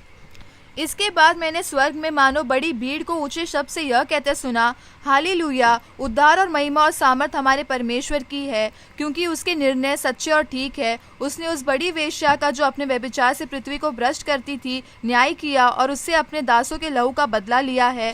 फिर दूसरी बार उन्होंने कहा, हालेलुया, उसके जलने का धुआं युगान युग उठता रहेगा। तब 24 प्राचीनों और 4 प्राणियों ने गिरकर परमेश्वर को दंडवत किया, जो सिंहासन पर बैठा था, और कहा, आमीन, हालेलुया। तब सिंहासन में से एक शब्द निकला, हे हमारे परमेश्वर से सब डरने वालों दासों, क्या छोटे क्या बड़े, तुम सब उसकी स्तुति करो। पद 5 तक है ना जी ना। दोस्तों ये वचन पद 5 तक लड़की ने आपके लिए पढ़ दिया है ना। यहाँ पे कम से कम 2 से 3 बार, अगर मैं गलत नहीं हूं, एक शब्द रिपीट किया गया फर्स्ट टाइम यूहन्ना के, क्षमा करें, प्रकाशित वाक्य 19 अध्याय में, और वो शब्द है हालेलुया। ये जो शब्द है पहली बार कॉन्टेक्स्ट में अगर देखें तो इस्तेमाल हुआ है एक खुशी के रूप में। वो खुशी क्या है कि बेबीलोन जो सांसारिक कलीसिया है, कमर्शियल चर्च है, एंटी क्राइस्ट की चर्चेस है, आज भी ऐसे हैं जिसका जिक्र पहला यूहन्ना में कर चुका हूं। मैं आपको बता चुका हूं कि एंटी क्राइस्ट आज भी हैं, तो झूठी कलीसिया आज भी हैं। और जब जब झूठी कलीसिया का उजागर हुआ है, जब जब गलत शिक्षाओं का उजागर हुआ है, मसीह मंथन बैठक वालों, आप लोगों को इसलिए ऐड किया हूं इसमें क्योंकि हम लोग जैसे ही सब कुछ ठीक हो जाएगा भारत में, लॉकडाउन की बात कर रहा हूं, कोरोना वायरस की बात कर रहा हूं, हम लोग बहुत जल्द ऐसी हालेलुया वाली स्थिति को फिर से लेकर आएंगे। मतलब बहुत सारे गलत शिक्षाओं के जो गोलियात बन के मार्केट में घूम रहे, उन सबियों के लिए दाऊद तैयार करेंगे। वचन से मारना है उनको, वचन से मारना है, गलत शिक्षाओं को वचन से ठीक करना है। ऐसे लोगों की मैं बात कर रहा हूं। तो यहां पे पद 1 से लेकर 5 तक में लिखा है कि बाबिल वेश्या और उसका अंत यहां पे खुशी मनाया जा रहा है, और जिसको कॉन्टेक्स्ट में यूज किया गया हालेलुया। तो जब जब चर्च में या वर्शिपर्स, अभी से आप जब भी हालेलुया वर्ड यूज करोगे तो आपको समझना जरूरी है कि कुछ तो गलत टीचिंग को आपने ठीक कर दिया। आप हालेलुया बोलो, मुझे कोई दिक्कत नहीं है, लेकिन यहां पे कम से कम हालेलुया यूज हुआ है क्योंकि यहां पे गलत शिक्षाओं का अंत हो गया है, बाबिल का यहां पे अंत हो गया है ना। जितना डर, जी रुक जाइए, जितना डर शैतान से नहीं था, उससे कई ज्यादा डर गलत शिक्षाओं का था। मैं बताता हूं किस किस को, मैं रिपीट कर देता हूं कि जितना डर शैतान से नहीं था, याद रखो था, ये पास्ट टेंस वर्ड है, मतलब भूतकाल की बात हो रही है। तो जितना डर शैतान का नहीं था, उससे कई ज्यादा डर गलत शिक्षाओं का था। मैं आपको बताता हूं कौन कौन है वो चाहे कोई भी युग रहा हो पृथ्वी पर, रिपीट करता हूं, वो चाहे कोई भी युग रहा हो पृथ्वी पर, वो मूसा, जॉन द बैप्टिस्ट यानी यूहन्ना बपतिस्मा देने वाला, यीशु मसीह, आप खुद, पतरस और पौलुस, इन सब को डर था, शैतान का नहीं। मैं रिपीट करता हूं कि जितना डर शैतान से नहीं, उससे कई ज्यादा डर है गलत शिक्षाओं का। कि कहीं कोई पास्टर, कोई वर्शिपर, कोई मुझ जैसा बाइबल टीचर जो सोशल मीडिया पे आते हैं, ऐसे लोग आकर कहीं कलीसिया का बेड़ा गर्क ना कर दें, कहीं कलीसिया को बिगाड़ ना दे, ऐसा डर गलत शिक्षाओं का इन सब को रहता था। और इसमें विशेष करके, जी बंद करिए, जिसमें विशेष करके देख लीजिए, ये व्यक्ति जो है पौलुस, इसने अपनी जिंदगी बिना शादी किए, अपनी जिंदगी जेल में काटी, दुख उठाया, क्या क्या नहीं किया। आपको पता, सिर्फ एक ही के चलते, कलीसिया को सिखाने के चलते इसने कम से कम 13 से 14 लेटर्स और न जाने कितने लेटर्स और कितनी सारी डांट और कितने सारे करेक्शंस और कितनी सारी ताड़ना कलीसिया को देते हुए चलाया अपने जीवन काल में। आप सोच के देखिए ना, ऑन करो इसको भी, जी ना। एक ऐसा वचन 2 कोरिन्थियों 11:3 आपके बीच में रखने जा रहा हूं, जो कि कहता है, परंतु मैं डरता हूं कि जैसे सांप ने अपनी चतुराई से हवा को बहकाया, वैसे ही तुम्हारे मन उस सिद्धाई और पवित्रता से जो मसीह के साथ होनी चाहिए कहीं भ्रष्ट ना की जाए। 2 कोरिन्थियों 11:28 कहता है, और बातों को छोड़, और बातों को छोड़ जिनका वर्णन मैं नहीं करता, सब कलीसियाओं की चिंता प्रतिदिन मुझे सताती। तो ये व्यक्ति डरता है, सही, ये व्यक्ति डरता है ना। इसको देखते हैं पूरे बाइबल में और पूरे स्वर्ग को, मैं रिपीट करता हूं, पूरे बाइबल में और पूरे स्वर्ग को, ये देख लीजिए, इतना आनंद कभी भी रिकॉर्ड नहीं किया गया जो अभी पहले पद 18 का 1 से 5 लड़की ने पढ़ा था, उसको रिकॉर्ड किया गया, उसके पहले कभी नहीं किया गया। गलत शिक्षाओं वाली वेश्या अनंत काल के लिए मिट गई, उसको लेकर इतना रिकॉर्ड कभी नहीं हुआ। शब्द हालेलुया नहीं बोला गया, सिर्फ 19वें अध्याय में आया। क्यों? क्योंकि वेश्या गिर गई। वेश्या कौन है? गलत शिक्षा है। वेश्या कौन है? Commercial church. आज भी है कमर्शियल चर्च। अब आप सोच के देखिए, बहुत कुछ बोल सकता हूं, दिमाग में बहुत कुछ आ रहा है। ये सारी चीजें मैं आपके बीच में रखना चाह रहा हूं। मेरी कलीसिया यानी ग्रेस मिनिस्ट्री, मेरी कलीसिया का कॉन्टेक्स्ट समझिए, सबकी कलीसिया के बीच में मेरी कलीसिया बोलना पड़ रहा है, यीशु की कलीसिया वो बात अलग है। ग्रेस मिनिस्ट्री, आप लोग जो सुन रहे हैं, आपका पास्टर डैनियल राज आज 5-6 साल से क्यों चेंज हो गया, ये रीजन है। मसीह मंथन वालों, आपको कम से कम 1000 से भी ज्यादा मेंबर्स बन गए, आपको हम क्यों जोड़ रहे हैं, ये उसका कनेक्शन है। पूरे भारत में जितने वर्शिपर्स है, भारत के अंदर जो वर्शिपर्स लीडर्स है, जो मुझे जानते हैं, उनको खुद को पता है कि डैनियल राज जो पहले कव्वाली, सूफी, गजल, क्लासिकल, वेस्टर्न सब गाता था, वो अचानक से चेंज क्यों हो गया। ये उसका रीजन है, क्योंकि कुछ तो गड़बड़ है भारत के अंदर। जिसको थोमा लेकर आया था 2020 साल पहले, पहली सदी के 52वें साल में, उसका सुसमाचार मात्र 3 तक का फैला है भारत में, और उसमें भी गोंदड़, गोंदड़ समझते मराठी शब्द है, उसमें भी गड़बड़। अब आप सोच के देखिए कि मसीहत कहां जा रही है। तो ऐसे वेश्या का अंत हुआ है तो स्वर्ग में खुशी मनाई जा रही है ना। इसको देखिए पद, दूसरी बात जो मैंने रखा था पहला 2 में से, वहां है पद 6 से 9 तक, जो कि यीशु का और कलीसिया का ब्याह का समय आ गया, यानी कि यीशु की कलीसिया का ब्याह, शादी, मैरिज, उसका जिक्र है। आइए सुनते कैसे। पद 6 बोल के पढ़ो। The book of Revelation chapter 19 verse 6। फिर मैंने बड़ी भीड़ का सा और बहुत जल का सा शब्द और गर्जन का सा शब्द सुना, हालेलुया, क्योंकि प्रभु हमारा परमेश्वर सर्वशक्तिमान राज्य करता है। आओ हम आनंदित और मगन हो और उसकी स्तुति करें, क्योंकि मेमने का विवाह आ पहुंचा है और उसकी दुल्हन ने अपने आप को तैयार कर लिया है। उसको सब चमकदार महीन मलमल और पहनने का अधिकार दिया गया, क्योंकि उस महीन मलमल का अर्थ पवित्र लोगों के अधर्म के काम है। सब सर्वदूत ने मुझसे कहा, यह लेख कि धन्य वे हैं जो मेमने के विवाह के भोजन में बुलाए गए हैं।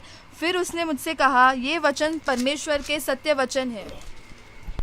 ना साथ ही साथ दोस्तों, ये सारा बात बताता है कि यीशु का ब्याह आने पर है, कलीसिया की शादी होने पर है, और कलीसिया ने उसकी तैयारी की है, ये उसको बताता है ना। इसको ध्यान देंगे, यहाँ पे देखेंगे, और दुल्हन ने तैयारी कर ली है, मतलब कलीसिया ने। कौन सी कलीसिया है? सच्ची कलीसिया। कौन सी कलीसिया है? द ट्रू चर्च, जो वचन के आधार पर चलती है। उन सारे लोगों की मैं बात कर रहा हूँ ना। इसको देखिए, पद 11 से लेकर पद 21 तक में 2 बातें यहाँ पर और दिखती है। यीशु का आना यानी सेकंड कमिंग, और फिर एंटी क्राइस्ट और फॉल्स प्रॉफिट का अंत को बताता है ना। इसके पहले मैं वापस यहां पर आ जाता हूं, जो कि बताता है कि कलीसिया ने तैयारी कर ली है। अब हम बिल्कुल समाप्ति पर हैं, हम ऐसे जगह पर जाने वाले हैं जो कि समाप्ति पर हैं। जैसे सुसमाचार का काम खत्म हो जाएगा, मत्ती 24:14 के अनुसार, उसके बाद कलीसिया का उठा लिया जाना निश्चिंत है। लेकिन जब तक ये नहीं होता, मैं रिपीट करता हूं, जब तक ये नहीं होता, पृथ्वी पर कलीसिया रहेगी, सुसमाचार का काम चलता रहेगा। यीशु को अगर नीचे कोई नहीं उतार रहा है तो वो कलीसिया है, जो कलीसिया पे जिम्मेदारी है सुसमाचार को पूरे दुनिया में फैलाने की, गवाह बनाने की, चेला बनाने की। ये बात आप लोग ध्यान में रखिएगा ना। साथ ही साथ दोस्तों, मैं यहां पर आ जाता हूं, पद 11 से लेकर 21 तक में 2 बातें हैं। यीशु का आना, जिसको कहते हैं सेकंड कमिंग, और एंटी क्राइस्ट का और झूठे भविष्यवक्ता का नरक में डालना। लेकिन सबसे पहले 11 से लेकर पद 16 तक यीशु का आना कैसा है, एक बार उसको देख लेते हैं। आइए सुनते हैं जी। The book of Revelation, the book of Revelation chapter 19 verse 11। फिर मैंने स्वर्ग को खुला हुआ देखा, और देखता हूँ कि एक श्वेत घोड़ा है, और उस पर एक सवार है, जो विश्वास योग्य और सत्य कहलाता है, और वह धर्म के साथ न्याय और युद्ध करता है। उसकी आंखें आग की ज्वाला है, और उसके सिर पर बहुत से राज मुकुट है। उस पर एक नाम लिखा है जिसे उसको छोड़ और कोई नहीं जानता। वह लहू छिड़का हुआ वस्त्र पहने है, और उसका नाम परमेश्वर का वचन है। स्वर्ग की सेना श्वेत घोड़ों पर सवार और श्वेत शुद्ध मलमल पहने हुए उसके पीछे पीछे है। जाति जाति को मारने के लिए उसके मुंह से एक चौकी तलवार निकलती है। वह लोहे का राजदंड लिए हुए उन पर राज्य करेगा, और सर्वशक्तिमान परमेश्वर के भयानक प्रकोप की जलजलाहट की मदिरा के कुंड में दाग रौंदेगा। उनके वस्त्र और जांघ के यह नाम लिखा है, राजाओं का राजा और प्रभुओं का प्रभु। ना दोस्तों, ये जो वचन है आपके बीच में, अभी मैं इसका खुलासा करने पर हूँ, एक एक वचन आपके बीच में रखूंगा, इसलिए पहले मैंने लड़की से वचन पढ़वा दिया ना। साथ ही साथ मुझे मेरी जो टीम है वो बता रही है कि कुछ लोग जो हैं वो कमेंट्स बॉक्स पे सवाल पूछ रहे हैं कि इसका कनेक्शन क्या है, उसका कनेक्शन क्या है। वापस कहता हूँ, मैं पहले से बोलते आ रहा हूँ, कमेंट्स बॉक्स को साफ रखिए। आपको प्रश्न नहीं पूछना है, आपका जो क्या कहते हैं, डिस्क्रिप्शन पे मेरा नंबर मैं हमेशा डालता हूँ, अभी डाल दूंगा, और अभी कह देता हूँ कि 99839982335377 ये मेरा नंबर है, और आपको बात करनी है, डायरेक्ट बात कर सकते हैं, कोई दिक्कत नहीं है। लेकिन अगर आप उसके बावजूद भी क्वेश्चन करते हैं तो या तो आपको ब्लॉक किया जाएगा या आपके कमेंट्स को रिमूव किया जाएगा। आप उससे बचें, ठीक है ना। हमारी टीम उसके ऊपर बैठी है तो आपको उससे बचना है, ठीक है। चलिए यहाँ से आगे बढ़ते हैं, और साथ ही साथ ब्रदर हरेंदर और नीता सोलोमन जी जो है वो भी वहाँ पर एक्टिव हैं, मैं उनको कहूँगा कि एक्टिव रहे ना। पद 11 से लेकर 16 तक में मैं इसका खुलासा करने जा रहा हूँ। और ये रहा दोस्तों जिसकी इंतज़ार, ये बहुत पावरफुल है, जिसका इंतज़ार पूरी दुनिया कर रही है, और वह है second coming of Jesus Christ. ये पावरफुल सब्जेक्ट है जिसके ऊपर कई लोगों ने गाने बनाए, कई लोगों ने प्रचार किया है, अद्भुत रीति से जो है इसके ऊपर शिक्षाएं चल रही है। और मुझे इस पर बात करते वक्त में गर्व है, मुझे इस पर बात करते वक्त में प्राउड फील होता है, क्योंकि हम इसी आशा पे बैठे सताए जाते हैं, दुख उठाए जाते हैं, ऐसे उल्टे सीधे जो कमेंट्स करते हैं उनका भी बातों को सह लेते हैं। उसका वजह एक ही है कि एक दिन यीशु आने वाला, और जिस दिन यीशु आएगा सिंहासन पर बैठेगा, दूध का दूध पानी का पानी, तब तो हो ही जाएगा ना। दोस्तों यहां पर देख लेते हैं प्रकाशित वाक्य 19 का 11 लिखा है, जो लड़की ने ऑलरेडी पढ़ दिया, लिखा है, आपके बीच में रख रहा हूं यहां पे लिखा है, फिर मैंने स्वर्ग को खुला हुआ देखा और देखता हूं कि एक श्वेत घोड़ा। तो स्वर्ग को खुला कहां देखा? 4 अध्याय में। अब यहां वापस खुला देख रहा है, कहता है कि स्वर्ग को खुला हुआ देखा, एक श्वेत घोड़ा है और एक सवार है, मतलब उसके घोड़े के ऊपर एक सवार है जो विश्वास योग्य सत्य कहलाता है। इसलिए जो इंपॉर्टेंट है ना, उसका जो फॉन्ट है उसको चेंज किया है, कलर चेंज किया है, जो कहता है सत्य कहलाता है और वह धर्म के साथ न्याय और लड़ाई करता है। ये कौन है देख लीजिए, ये रहा। सब ठीक है, उधर देख लो जी, एक लाइट बंद कर दीजिए साफ दिखने के लिए जी, ये देख लीजिए। और साथ ही साथ यीशु की जो कि पिक्चर है, वापस कह रहा इमेजिन है, पिक्चर है, इसके ऊपर मत जाइए, इससे लाखों करोड़ों गुना खूबसूरत यीशु होगा, वो पता लगा ना। आंखें देख लीजिए लाल है, जिसको कहते हैं आग से भरी, और सफेद घोड़ा है, उसके सवार का नाम विश्वास योग्य, ये देखिए विश्वास योग्य, विश्वास योग्य सत्य कहलाता है, परमेश्वर का वचन उसका नाम है। मैं आगे रखूंगा। तो ऐसा दृश्य एक दिन होगा ना। साथ ही साथ वचन 12 उसकी आंखें आग की ज्वाला, ये देख लीजिए आग की ज्वाला ना, उसकी आंखें आग की ज्वाला है, उसके सिर पर बहुत से राजमुकुट हैं, उसका नाम लिखा है जिसको छोड़ और कोई नहीं जानता। इसका मतलब है, ये देख लीजिए, ऐसा नहीं, सब ठीक है, ऐसा दृश्य आप देखने जाओगे जब यीशु मसीह 7 साल के महाक्लेश के बाद इस पृथ्वी पर आएगा। प्रकाशित वाक्य 19 का 13, वह लहू से छिड़का हुआ वस्त्र पहने हैं और उसका नाम परमेश्वर का वचन है। उसका नाम क्या है? परमेश्वर का वचन है। तो यीशु परमेश्वर का वचन है और ये लहू छिड़का हुआ वस्त्र, ये देख लीजिए, ये लहू किसका है? एंटी क्राइस्ट का। ये लहू किसका है? मसीह विरोधियों का। ये लहू किसका? जिक्र मैं कर चुका हूं, आपको मैं बता चुका हूं प्रकाशित वाक्य 11वें अध्याय में।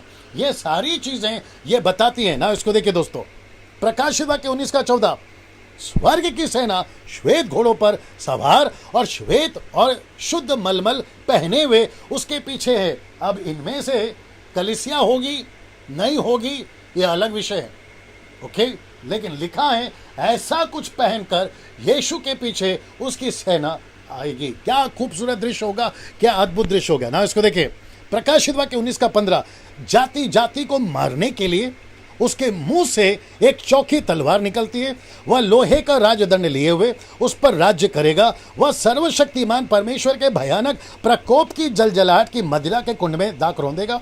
ये देख लीजिए, ये है तलवार, यीशु को देख लीजिए। ये पिक्चर सिर्फ मदद करेगी आपको समझने के लिए इस वचन को ना। इसको देखिए दोस्तों, प्रकाशित वाक्य 19 का 16, उसके वस्त्र और जांघ पर यह नाम लिखा है, राजाओं का राजा और प्रभुओं का प्रभु। वह देखो बादलों के साथ। ओके, मैं इसको बाद में बता देता हूं। जो राजाओं का राजा और प्रभुओं का प्रभु, ये देख लीजिए।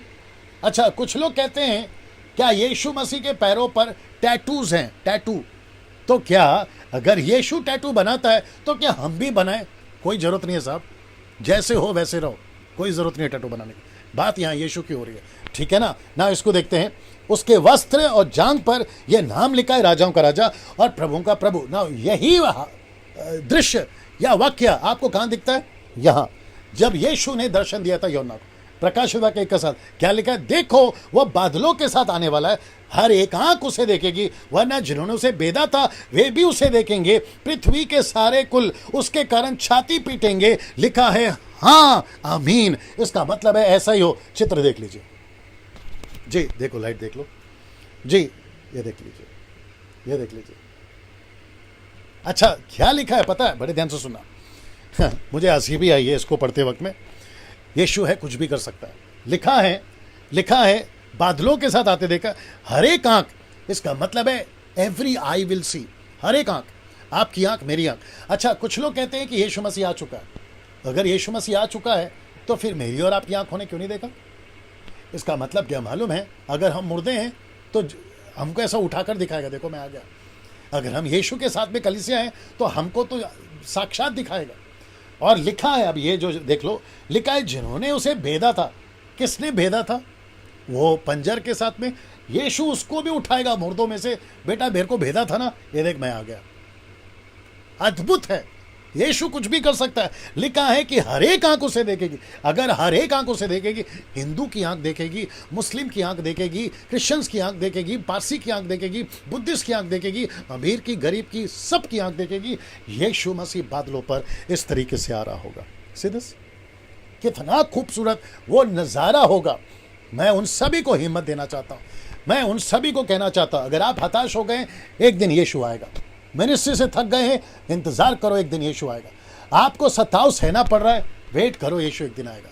आप कर्जे में डूबते जा रहे हैं, वेट करो, एक दिन यीशु आएगा। आपको घर पे सता रहे हैं, आपका पति पत्नी सता रहा है, बच्चे माँ बाप सता रहे हैं, ऐसा कोई भी क्लेश से गुजर रहे, एक दिन यीशु आएगा, उसकी इंतजार करो। पतन नहीं कर लेना, बैकस्लाइड नहीं हो जाना, संसार में नहीं चले जाना, मसीह का प्रेम को ठंडा नहीं करना ना। इसको देखिए, अब आप लोग सोच रहे होंगे डैनियल भाई ये क्या है? यहाँ स्वर्गदूत है, यहाँ पर उकाब है, यहाँ पे पक्षियाँ हैं। अब आप सोच रहे होंगे ये क्या है? बड़ा मज़ा आएगा सर, मैं आपको बताता हूँ ये क्या चीज़ है। ये एरो देख लीजिए पहले, और ये वचन पढ़िए अभी जो कहता है 19 का 17, द बुक ऑफ रेवलेशन 19:17 कहता है कि फिर मैंने एक और स्वर्गदूत को सूर्य पर खड़े हुए देखा।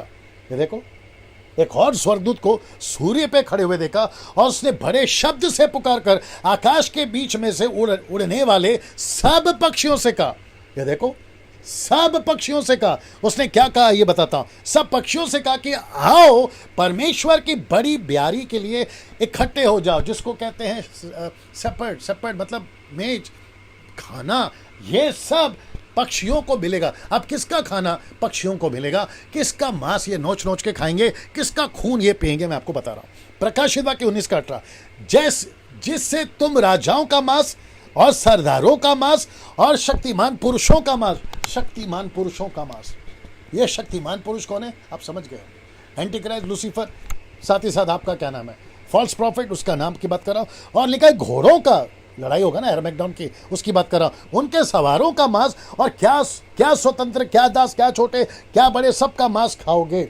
और इसी को भविष्यवाणी के तौर पे हेzekiel की पुस्तक, अच्छा इसको गड़बड़ कर दिया, हेzekiel की पुस्तक में 38-39 अध्याय में आप इसको देख सकते हो, जिसकी भविष्यवाणी ऑलरेडी हो चुकी है। ये 2 अध्याय में, मैं पूरा नहीं पढ़ा सकता, आपके बीच में रख दिया हूं, आप पढ़ लीजिएगा। पद 19 से लेकर 21 तक में एंटी क्राइस्ट कैसे और फॉल्स प्रॉफिट कैसे पड़ेगा, जिसको ये आकाश की पक्षियां खाएंगी, ये वाली। आइए आपके बीच में वो भी रख देता हूं। आइए सुनते हैं पद 19 से लेकर 21 तक में, आइए सुनते हैं जी। फिर मैंने उस पशु और पृथ्वी के राजाओं और उनकी सेनाओं को उस घोड़े के सवार और उसकी सेना से लड़ने के लिए इकट्ठे देखा। वह पशु और उसके साथ वह झूठा भविष्यद्वक्ता पकड़ा गया, जिसने उसके सामने ऐसे चिन्ह दिखाए थे जिनके द्वारा उसने उनको भरमाया, जिन पर उस पशु की छाप थी और जो उसकी मूर्ति की पूजा करते थे। ये दोनों जीते जी उस आग की झील में जो गंधक से जलती है डाले गए। शेष लोग उस घोड़े के सवार की तलवार से जो उसके मुंह से निकलती थी मार डाले गए, और सब पक्षी उनके मांस से तृप्त हो गए। ओके, नाउ दोस्तों अभी समाप्ति पर हूँ, मेरे पास में 10 मिनट है, और मुझे ऐसा लगता है कि आपको इसको सुनना होगा। ये एंटी क्राइस्ट और फॉल्स प्रॉफिट का पतन है, अंत है।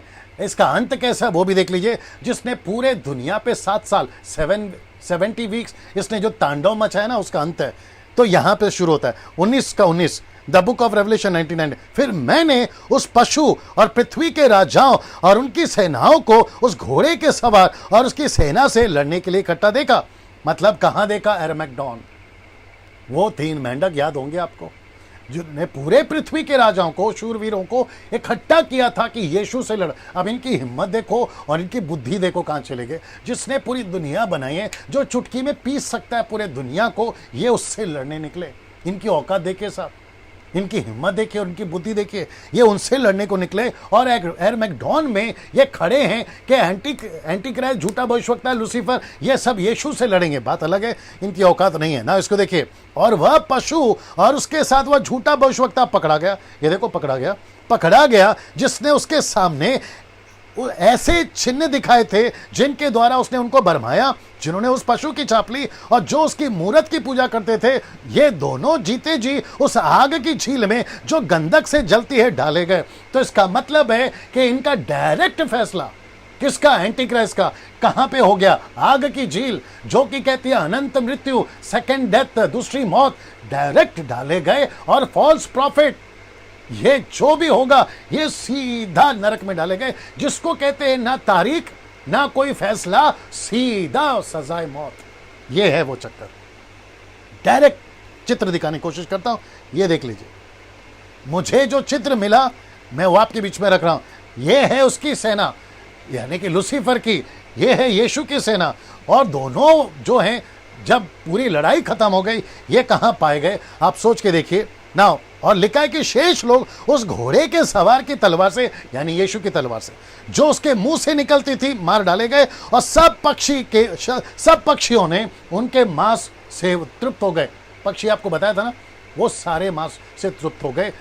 जितना पी सकते पियो खून, जितना खा सकते खाओ मांस। किसको? पक्षियों को बोल रहा है। और ऐसा अंत, ऐसा चुटकियों में यीशु कर देगा ना। मैं समाप्ति पर हूं क्योंकि कल यहां से 20 पे जाऊंगा। ये इसको रख रहा हूं मैं। और मैं रिक्वेस्ट करता हूं कि कल बड़ी तादाद में आप लोग खूब जो है हमारे साथ में जुड़ें ना। समाप्त करते करते मैं आपको, आपके दिमाग में एक पिक्चर क्रिएट करना चाहता हूं। अब आप बताइए, ये 50-60 दिन में आप जिस यीशु को समझे थे ना कि छोटा सा बच्चा है और चरनी पे लेटा है और साल में एक बार पैदा होता है, फिर साल में एक बार मरता है और फिर वो जिंदा हो जाता है और उसकी लॉकेट बना लेते हो, घर पे फोटो रखते हो, पर्स में फोटो रखते हो। आपको लगता है आपका यीशु ऐसा है? अब आपका पिक्चर बदल रहा है दिमाग में।